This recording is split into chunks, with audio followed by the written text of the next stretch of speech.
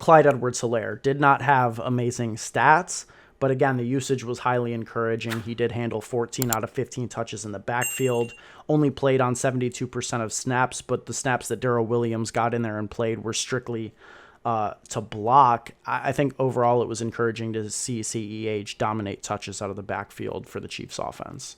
Yeah, I mean, if you want to call, getting like 9 points encouraging, I guess that's where we're at now. He had 3 targets, 14 carries, which I mean, it isn't bad, but for a player you had to draft in the second round, I think we want to see a little bit more out of him, especially in the passing game, especially in a game where the Chiefs were down by 2 scores.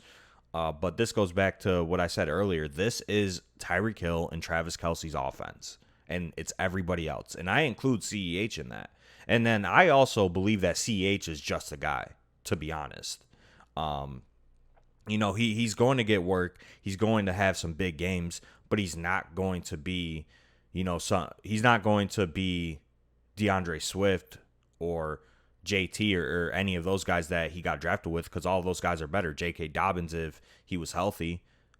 Clyde Edwards-Helaire is just a guy, and I think the Chiefs know that at this point. So I could see this stat line in a lot of his games moving forward, getting like 15 to 18 touches, targets in the passing game. And I guess it's just very discouraging to see him only have 3 targets in a game, like I said, where the Chiefs were down by 2 scores. Well, I mean, Patrick Mahomes was just locked onto Tyreek Hill. I think that what we're talking about is the usage being encouraging, not the production. I mean, you can say that, yeah, he had, 10 points or whatever, but I mean, it's this. I mean, three targets is not encouraging, and that's where, you're drafting him in the first round last year, in the second round this year.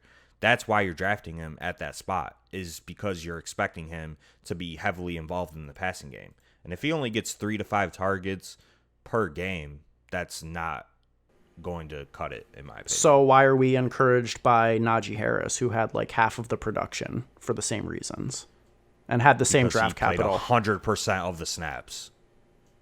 But didn't get any better usage. Well, that's just one game. Was in a better game script to get usage. Just admit that you're a stone cold Clyde Edwards-Helaire hater and you were waiting for this and you love this. What did the man do to you? I definitely love it. Yeah. He's not good. He's just a guy. And I don't have any Najee Harris, so I don't really care about him. So, I mean, they both had the same amount of touches, right, total. And they're both going in the same area, or they both were going in the same area of the draft in the second round, and I was fading both of them in that range for wide receivers. So I don't really give a fuck about Najee Harris, to be honest. But for CEH, you want him to be more involved in the pass game, and he's not.